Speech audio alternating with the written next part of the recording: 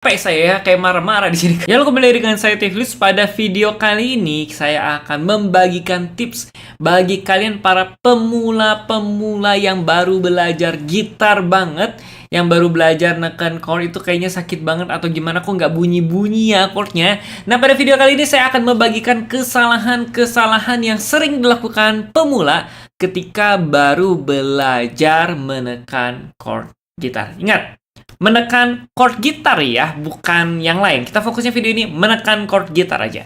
Jadi ada beberapa poin yang saya akan nantinya ungkapkan. Silakan kalian saja disimak dan juga kalau bisa di-share kepada teman-teman kalian yang pemula ya. Kenapa diajarin nggak bisa-bisa? Nah, ini mungkin karena faktor-faktor yang nanti saya akan sebutkan. Kita lihat saja apa saja. Oke, yang pertama adalah biasanya para pemula itu menekan senarnya lurus seperti ini. Ini dan begini dan begini. Nah, ini nggak boleh, ini nggak boleh ya. Jadi menekan chordnya itu tidak boleh lurus seperti ini. Khusus untuk chord yang basic atau bukan chord gantung dan chord jazz. Kalau kalian tahu chord jazz. Jadi nggak boleh lurus seperti ini ya, neken chordnya. Jadi nekennya itu harus ditekuk seperti ini. Kalau ya dari depan, nah tidak boleh lurus seperti ini. Harus ditekuk. Nah, caranya gimana supaya bisa ditekuk seperti itu? Caranya gampang banget. Fokuskan tenaga kalian di ujung jari. Jangan pakai pangkal jari untuk menekan. Kalau nggak jadi gini, itu otomatis. Jangan. Kalau misalnya chord lain juga sama. Tuh.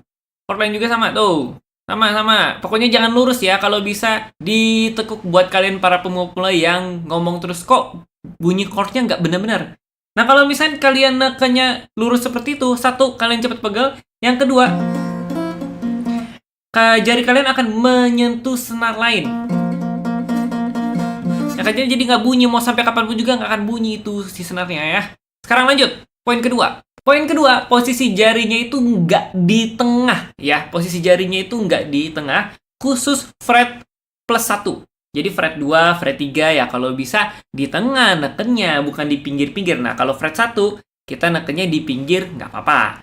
Nah, kalau misalkan kita coba D, nah kalau bisa usahakan mungkin di sini lihat ya, fokus ke tangan kiri saya, itu kita di tengah-tengah fret, di area tengah-tengah kolom. Ya, kalau misalkan fret belum tahu apa, fret itu bisa besinya, fret itu juga bisa si kolomnya. Jadi kalau misalkan kita E, nah, perhatikan telunjuk saya.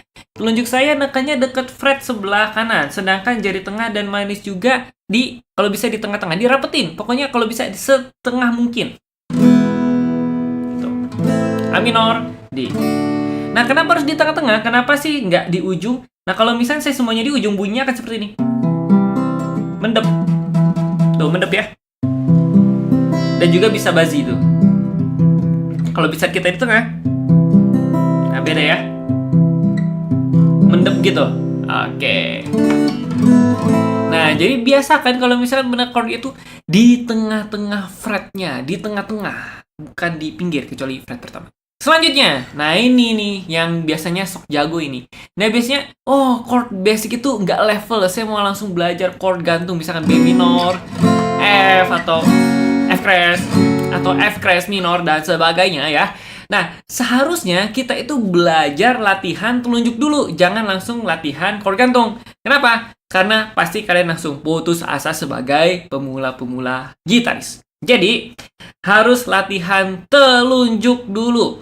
Gimana latihan telunjuknya? Ada di video saya yang sebelumnya, seperti ini. Jadi, latihan dulu di fret 7 atau fret yang kelima. Fret 7. Latihan dulu telunjuknya dan posisinya yang benar ya. Saya udah ngomong di video-video sebelumnya nih. Jadi, coba lihat deh, cek video-video sebelumnya. Poin selanjutnya, yaitu posisi jempol tidak rileks. Maksudnya posisi jempol tidak rileks gimana?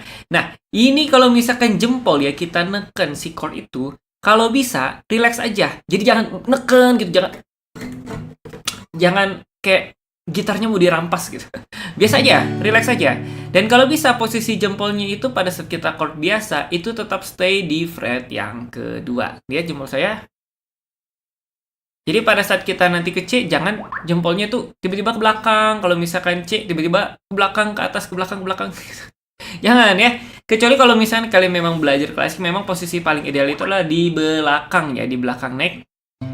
Jadi saya katakan paling relax, bukan berarti harus posisinya di atas. Menurut kalian paling relaxnya di belakang sini? Oke. Paling belakang sini juga? Oke, untuk yang chord basic ya. Jadi saya katakan paling relax dan paling natural menurut kalian. Tapi kalau saya ngajar biasanya jempolnya di atas karena menurut saya itu posisi yang paling relax. Poin terakhir nih, capek saya ya, kayak marah-marah di sini. Kenapa? Karena biar para pemula itu semangat, terbakar semangatnya mendengar suara saya yang agak-agak marah-marah ini. Yang terakhir itu kelingkingnya nggak pernah dipakai ini, kelingking. Ini harus dipakai. Kenapa? Karena pada saat kita tidak memakai kelingking, pada saat kita menekan chord khususnya yang G ini, itu nanti pada saat kita masuk ke chord yang lebih susah, contohnya kayak C minor 7 atau D crash minor 7 flat 5 gitu kan ya. Atau misalkan kayak gini kita main fingerstyle seperti ini. Nah itu kalau misalnya clickingnya nggak dipakai, ya nanti pada saat kita masuk ke hal-hal yang lebih susah, kita katakan mustahil itu pro aja bla bla bla bla gitu kan, cari aja 1000 alasan gitu.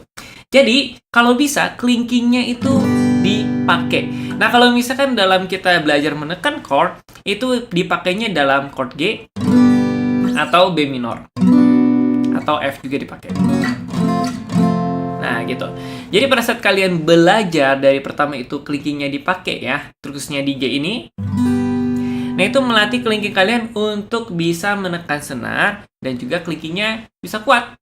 Itu tips dari saya, 5 tips buat kesalahan kalian pemula belajar chord. Jadi begitu saja tips yang saya bisa bagikan untuk para pemula yang baru belajar banget menekan chord. Ingat ya, saya agak marah-marah seperti ini. Kenapa? Karena mencegah kalian itu putus asa duluan. Jadi kalian coba dulu tips-tips dari saya. Kalau misalnya nggak bisa, nah baru hubungi saya untuk kita belajar bersama alias les online. Promosi aja, enggak. Ya kalau misalnya kalian nggak bisa juga dalam 5 tips yang tadi, kalian bisa hubungi saya lewat Instagram ataupun mau kolom komentar di bawah atau nanti pada saat live streaming juga boleh. Tanya aja sepuasnya sampai kalian puas. Gimana sih caranya seharusnya neken chord yang B, C, ya bukan chord gantung. Oke, jadi begitu saja video kita kali ini. Tunggu saya di video-video selanjutnya. Dan silakan kalau ada pertanyaan langsung aja ke kolom komentar. Bye-bye.